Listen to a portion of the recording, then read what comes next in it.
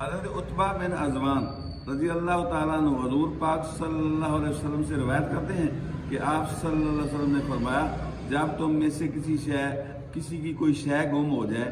یا وہ کوئی مدد چاہے اور وہ ایسی جگہ ہو کہ جہاں اس کا کوئی مددگار بھی نہ ہو،